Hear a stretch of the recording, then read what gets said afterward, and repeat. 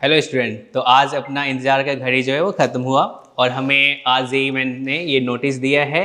जो first session है, first session आपका जनवरी एंड यानी कि 24 से 31 जनवरी तक होगा और सेकंड सेशन जो है वो आपका अप्रैल फर्स्ट वीक में होगा। तो हम लोग को ऐसा उम्मीद था, जो अभी तक इन्होंने डेट अनाउंसमेंट नहीं किया है, तो ये हो सकता है फर्स्ट सेशन जो है वो अप्रैल फर्स्ट वीक में हो। लेकिन कोई बात नहीं, अपने को पैनिक नहीं होना है और जो डेट दिया गया है इसके अकॉर्डिंग अपने को परफेक्ट प्लानिंग के साथ काम करना है। तो पहला अगर अपन बात करें जो अब इसके अकॉर्डिंग हमें क्या करना चाहिए, तो देखिए सबसे पहले आप अपने वीकनेस और स्ट्रेंथ पे फोकस कीजिए। जो आपका कौन सा पोर्शन स्ट्रॉन्ग पोर्शन है और कौन सा वीक पोर्शन है, तो स्ट्रॉन्ग पोर्शन को उस पर थोड़ा कम काम करने की ज़रूरत है। और जो वीक वाला है, देखिए वीक वाले में भी ऐसा होगा, एक तो होगा ग्रीन जो कि आपका बहुत अच्छे से वो चैप्टर आपको आता है, एक येलो पोर्शन है जिसमें अपन कह सकते हैं इसमें थोड़ा और वर्क करेंगे तो उसको ग्रीन में कन्वर्ट कर सकते हैं, और एक होगा रेड जोन, मतलब कुछ चैप्टर ऐसा होगा जिसमें आपको वो कॉन्फिडेंस नहीं आ रहा होगा। तो आपको जेईई मेंस के लिए अगर आप सोच रहे हो तो यानी कि हमें थोड़ा सा ज़्यादा पोर्शन कवर करना पड़ेगा अगर आप अच्छे स्कोर के लिए जा रहे हो, क्योंकि हर एक पार्ट को जेईई मेंस कवर करता है, मतलब हर एक सेक्शन से क्वेश्चन पूछ ही लेता है। तो हमें अब क्या करना चाहिए, जो ग्रीन वाला पार्ट है उसमें और थोड़ा प्रैक्टिस करेंगे, जो येलो है उसको अपन ग्रीन में कन्वर्ट करेंगे, और जो रेड वाला पोर्शन है तो उसमें अगर पूरा मतलब पढ़ नहीं पाओगे तो आप उसको ऐसा करो, थोड़ा छोटा कर लो और तुम ये ट्राई करो जो उस रेड को अपन येलो में कन्वर्ट करने का। ठीक है, इसके लिए सबसे पहला तो अपना ये होना चाहिए, क्योंकि अपन जेईई मेंस का पेपर देने वाले हैं तो उसका पीवाईक्यू तो अपने को बहुत अच्छे से सॉल्व कर लेना है।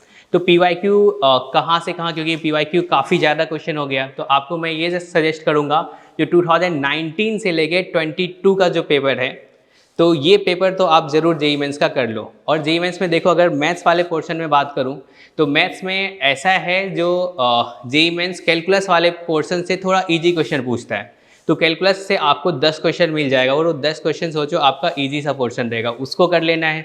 और कोऑर्डिनेट ज्योमेट्री से 5 क्वेश्चन आता है, और कोऑर्डिनेट ज्योमेट्री वाला जो सेक्शन है, कोऑर्डिनेट ज्योमेट्री वाला पोर्शन भी बहुत लेंदी सा नहीं है, अगर फॉर्मूला याद होगा तो आप क्वेश्चन कर पाओगे।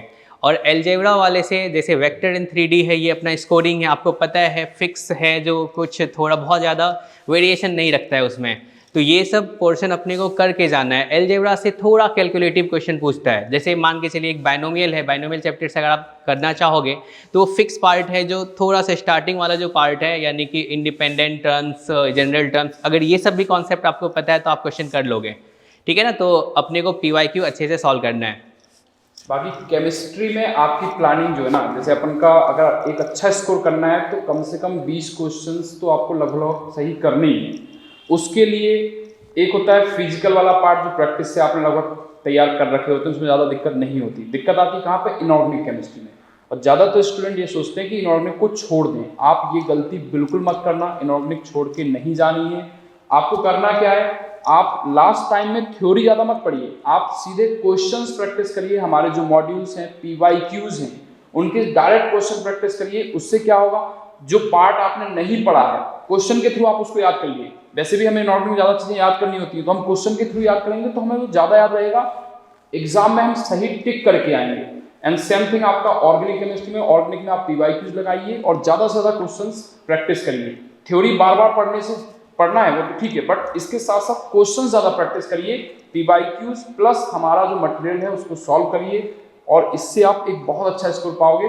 कम से कम हम टारगेट लेके चलेंगे कि 20 क्वेश्चंस तक हम पहुंच जाएं और वो सही क्वेश्चन हो हमारे, तो एक बहुत अच्छे स्कोर के साथ आप जाओगे, बहुत ही बढ़िया रिस्पेक्टेड स्कोर मिलेगा आपको जेईई में। अब देखिए, जैसे मैथ्स के बारे में बात करें तो आप देख रहे हो मैथ्स का पेपर थोड़ा लेंदी आ रहा है। अगर मैथ्स के पेपर में अगर अपन 15 प्लस क्वेश्चन करते तो अपना परसेंटाइल काफ़ी अच्छा बन जाएगा। तो ये मान के चलो जो तुम्हारा टारगेट ये होना चाहिए, जो 20 क्वेश्चन तक का जो सिलेबस जो आ रहा है वो आप अच्छे से पढ़ लो। कम से कम अगर अपन 25 तक नहीं जा रहे हैं तो 20 क्वेश्चन का जो सिलेबस है वो अपने को अच्छे से आना चाहिए, उसमें परफेक्शन यानी मास्टरी होना चाहिए। अब उसमें से अगर अपन 15 अच्छे से करके सही कर ले तब भी आपका परसेंटाइल काफ़ी अच्छा बन जाएगा। और फिजिक्स में भी ऐसे, जैसा आप मैथ्स केमिस्ट्री में जैसा सर ने बताया है, ऐसे ही अपने को फिजिक्स में भी करना है और आप अच्छा स्कोर कर लोगे। चलो, okay, good luck. All the best.